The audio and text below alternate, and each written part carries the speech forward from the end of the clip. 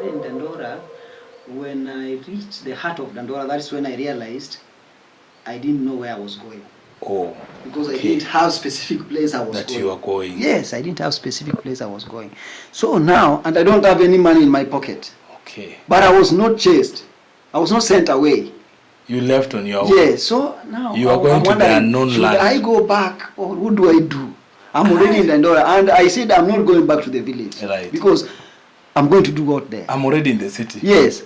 If I could not make it in the village, so why should I go back there again? I'm not going back to the village. Wow. It is here that I must succeed. I'm in Dandora and I don't know where I'm going. And you know no one there. I know no one there. I don't have relatives there in Wow. Dandora. Then I remember there's a pastor in Dandora.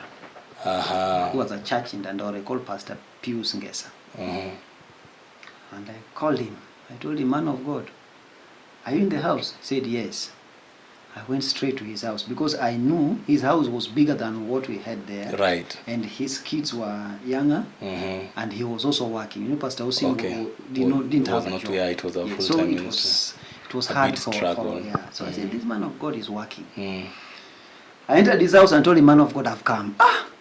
Ubonyo, how have you? I told him I've come. Here. Man of God. I'm here. But yeah, you. I said, yes, I'm here. These are my property. This is my wealth. I've carried my wealth. Everything. There's nothing I've left. I'm here. My entire wealth. My entire wealth that I've amassed since I came to Nairobi. This is my wealth in my sack. I've come with a sack of wealth. And I'm ready to stay and settle. Oh my God. I've come here with a sack of wealth. He told me, okay. Told the kids to leave. He had a double decker. Right. Yeah, the lower one. The lower part, yeah. Give it to him.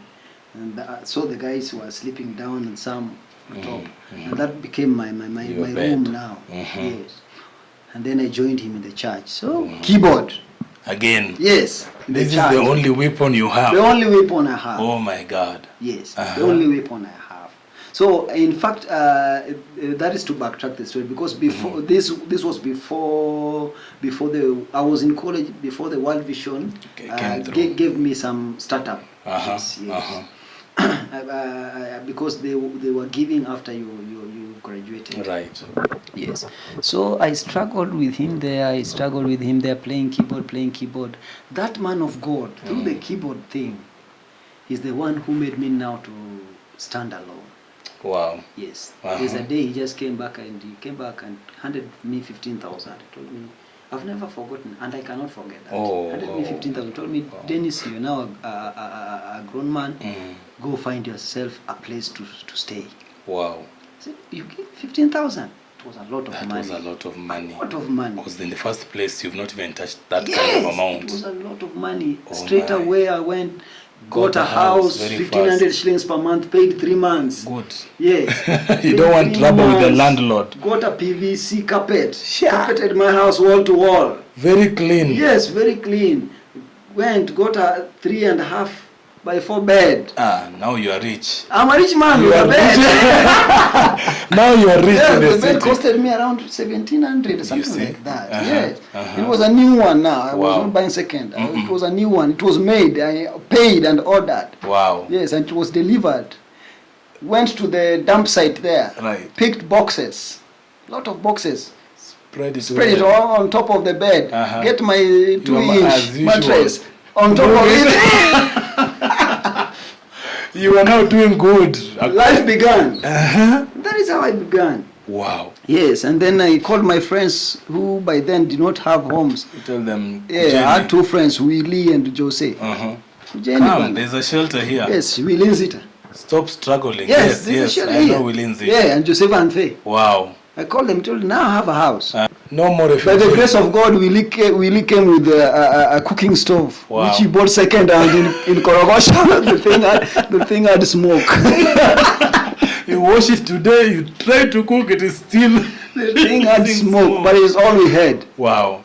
Yes, and we were there. Wow. And we were blessing God, and everything was just okay. That is where I began my studio now. Wow. Through the equipments from the church of Pastor Pius Ngesa. So I was borrowing equipments from his church, You do production. It was a very small house, smaller than this studio. So it was my home, it was my studio, it was my everything in there. Dandora. Wow. Phase 5, Sharp Corner. Yes. So I began there. By the grace of God, World Vision. Now I graduated, and then World Vision. I could not finish my course at Daystar, and I dropped. But I finished this one with the World Vision for this, because at Daystar I was doing mass media and journalism. Right. Yeah. So this one I finished. The computer engineering class course, I finished it. So the World Vision gave me computer. Setup, yes. Yes, they gave me a very beautiful computer, blower. Wow. So to them, they expected that I begin computer repair shop. Because now I was a qualified engineer. Yes. That I could now repair computers. I said, that's not that my one, lane. That one is not my lane. My lane is music. I converted the computer to studio install. I installed studio-related applications and softwares into that computer. Yes, and now I had a good, very nice computer. I began studio. Wow. Just in my small room. Now I had my computer. I was now not borrowing anymore. Now with my computer, and then saving a little bit, and buying one. Right. Thing. Buying one thing after another. One thing. In fact, I was buying. These guys in town are very good. The right. They allowed me to buy in installments. Wow. Yes. So if I want a microphone, even if it is 20,000, they'll tell me, you just come and pay installments. So I get my 2,000, I go deposit there. Until I finish, I pick it. Take your microphone. Yes, that is how I bought my studio equipment. Wow. That's how I bought my studio. So bit by bit, I started receiving clients. Now they are coming. This house is messed up. It is my house. Yes, it is my studio. I want to cook. I also live with my friends here. I also brought my brothers from the village. Yes. Now the house is messed up. Too busy. Yes, it's too busy. I moved the studio. Wow. So that's how now I moved the studio from the house, and I moved the studio to Kariobangi. Right. Again, through Pastor Austin. Now, Pastor Austin was beginning a church in Kariobangi, and he had a hall which had an office, and then there was an extension of an office, and he told me, come, put your studio here. Wow. Yeah. Wow. Yeah. So now I was getting deep into ministry now. Yeah, I was getting deep into ministry, and through him, I was getting deep into ministry, and through him now, I managed to put up studio in an extension of his office in Kariobangi, which he later left for me. The whole of the whole of the place. Yeah, I took the whole of the place, and now I was running the whole of the place, the both rooms now. When the studio grew, so I've grown with it like that from Kariobangi. We took some time there. We grew the capacity, and now when we overgrew Kariobangi, now we moved the studio to Buruburu. Wow. So it has been a journey up to now where we are. Now you're working with different big artists. Yeah. In the music industry and ministry. Yeah. What are the challenges you face? Now or then? Now. Okay, I can say that every good job has got challenges. Right. As a matter of fact, it's the challenges that push you to the next level, because if you don't have challenges, then you don't have a course. Right. Yeah. So the challenges will become a course that will make you to work even extra hard. Yeah. So, for example, we are still not where we should be, and the capacity we have right now cannot hold some artists. Okay. Yeah, because the artists that cannot come down to the level of Buruburu. Right. Just the same way there are ones that could not come to the level of Kariobangi. Yes. So that is also another challenge that we are having, because we aspire to work with artists of all walks of life. We aspire to work with those that are beginning. We aspire to work with those that are establishing, and together with those that have already established. Right. Yeah, that already established. So as much as we are looking for these guys that are beginning and these guys that are just establishing, we also desire to look for them that are established. Right. But they cannot come to a level of Buruburu. Yeah, to a level so it is our biggest challenge, how we can now expand our capacity. Right. And now how we can now expand to a level that we can now even push it further from Buruburu, because from here what next? Right. Yes. So that is our number one challenge.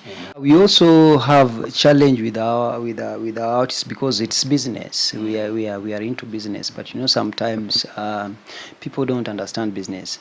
Right. More so when you're doing production and you also do ministry. Yeah, when you're doing production, you also do ministry. It becomes tricky because sometimes people confuse business with ministry. Right. So someone comes to business with the mentality of ministry. You are my brother in Christ. You are my pastor, Yeah, so when they do ministry, they want you to handle them from that point of ministry. And you find now after working, you now start this push and pull towards payments. Right. It's also happening. Wow. Yeah, that's also happening. That's also a challenge. That's also a challenge. Plus many other challenges that we have in the industry, because you would want music to be of benefit to the artist, but you see the challenges that are in the field are also part of our challenges. Right. Yeah, because if someone is doing music and music is not benefiting them, then you see it becomes difficult because it is an investment. Right. Yes, it's an investment. So you get challenged because you want to push the artist. But now there are a lot of things that are happening in the industry that are not allowing you to get there. So you find you do music, but the music is not benefiting the client. Yeah, it becomes a challenge. It becomes it becomes a major challenge. Now, you as a pastor, I understand you're also a pastor. Yes. And you also run this production. Yes. How do you balance pastoral and production? That is because I understand you also do secular music, pure gospel. Right now I do pure gospel. Pure gospel. Yes. Because that's a challenge that is out there, that most of the time do secular and gospel. And is it wrong for somebody to do secular in a gospel studio? I don't know. I don't know if there is a gospel studio and there's a gospel, a secular studio. Right. Yes, I don't know. So because I believe if someone is putting up a studio, he's putting up a business. Right. Yes. So this is like a shop. Yes, this is like a shop. Every customer is welcomed, and this is business. Right. So if I'm managing it, I'm not managing it with the mentality of a pastor. Right. I'm not managing it with the mentality of a fellowship. Yeah, because I have a church to manage. Yes, right. I have a church to run. Yes, so that spiritual management, I'm doing it in the church. Right. Yes, here I behave like a businessman. Right. I do business. So if we are doing it with you, if you are my client, you are my client. Business-wise. Right. Here is business-wise. Right. Yeah, so you see sometimes people stretch their fingers against people who are born again and are also doing secular. Right. That is a business. But it's funny that you are a designer and you design secular artist, you design gospel artists, and no one is talking about it. And they use your designers. Yes. You see, they use your clothes to do their shows. Right. But no one is talking about it. No one is talking about it. But then they want to stretch their fingers against the producers who are born again and doing secular. There's nothing wrong with that. Me personally, I was doing it. Right now, I'm not just doing it because it has too much work. Okay. I'm trying to balance because I have to be in fellowship. I have to be here. So I'm trying to streamline my work. Wow. Yes, but I also have producers. Right. Yes, I also have producers who, if the producer is available, I tell you, just come and work. Yeah, you just come and work. You just come and work. Wow. So me, I don't stretch my hands or my fingers against producers who are doing secular and they are born again, because that is their workstation and they are professional. If you are a professional, like a born again police officer. Born again police officer. Yes. If you are a professional, if you are a professional, you don't choose specific clients to work with. Right. That this one is a sinner I cannot work with.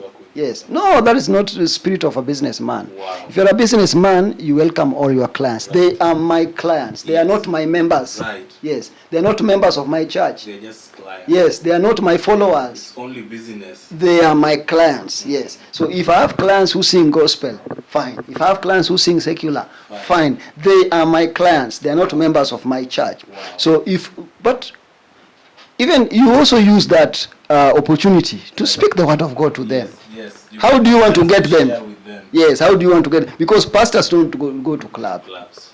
Those people, they sing in club. Right. And you will not find them anywhere, because if those secular celebrities, you will not even meet them in the streets frequently. They have their way of life. Yes. Where will you find them? Where will you get them?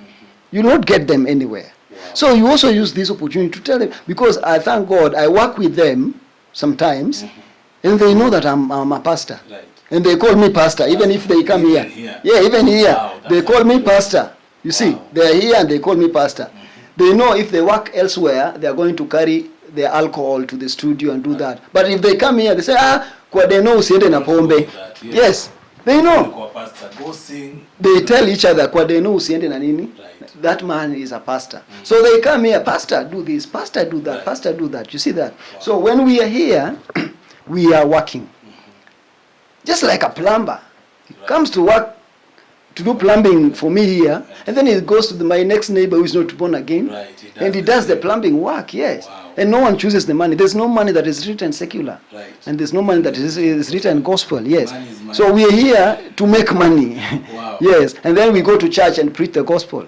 Yes. So your advice to that artist that is coming up, or there's that young artist that is coming up but doesn't know how to go about it, your advice to them maybe on that kind of... Yeah, to the young artist that is coming up and he doesn't know how to go about it. Number one, ensure that you have talent. Having talent is not enough. Grow the talent. Yes, grow the talent. Ensure that you've grown the talent. After growing the talent, find a producer with whom you can work. And if I'm not saying that a producer find a studio where you go sing and go. There's a difference between going and recording a song and working with a producer. Yes, find a producer with whom you can work. In other words, a producer who will get your content and work on the content first before he works on you as an artist. Right. Yes, he works on the content and ensures that the content is enough. The content is okay, and the content meets the target. And then he comes back to you and works on you and tells you this is how you're going to deliver, this is how you're going to deliver, then works on the music. After that, you work together towards the growth of the music. Wow. If you find that producer, work with him. But don't just move from one studio to another one, one studio to another one, one studio to another one, and then you start blaming producers. Because if you come to record, I will record you and release you. Right. But if you come, we work. And work together. Yes, we are going to work and work together. Wow. So a person who has come to work, you will know by if you tell him no, this one is wrong. This one we are not going to do this. He admits. Yes, he accepts and say, okay, fine, we're not going to do that. How do we go about this one? Yes, you see that. That is someone that has come to work. But then if he has come and he's so rigid, this is what I want, and that one is someone who has come to record. Don't refuse. Record him and release him. To go. Yes, record him and release him. Of course, you'll advise him, do this. Then now he makes the decision by himself or by herself. So if you're a young artist, having money is not enough, because you can be young in ministry or in industry, and you have money to pay for studio. That is not enough. That is not enough. Find someone who can nurture your talent as a producer. Find someone who can nurture your talent. That's the work of producer, not recorder. But if you go to a recorder, will record and that is it. But if you get a producer will ensure that he works on the content and works on you as an artist, so that your content matches you as the artist. Wow. Yes. So that your content matches you as an artist. Yes. Where do we find Dennies in all social media platforms? On social media, you'll find me at Ngwasi. That is my personal account, Facebook, Ngwasi. Then I also have pages that I'm using for my work for the studio work. That is Ngwasi at Ngwasi Studios. That is a page at Ngwasi Studios. There's Ngwasi Studios, and then there's Ngwasi Studios Family. There are two pages on Facebook. You can also have me on Instagram. I'm not so much into Instagram, yeah, because of these are the kind of job we do. We get so busy sometimes, yes. Through my number, you can find me on WhatsApp. Yes. My number is 0725915776. Yeah, studio is located in Buruburu. Phase 5 extension. There's difference between extension and phase 5. There's phase 5 extension, which is near Outer Ring. Bamboo Court, inside Bamboo Court, there's Palm Court, house 119. That is where you'll find us. Wow. Yeah. You've heard it yourself. This production is a journey. The testimony and the story of producer Deno of Ngwasi Studios. Until next time, my name is Kenneth Otieno.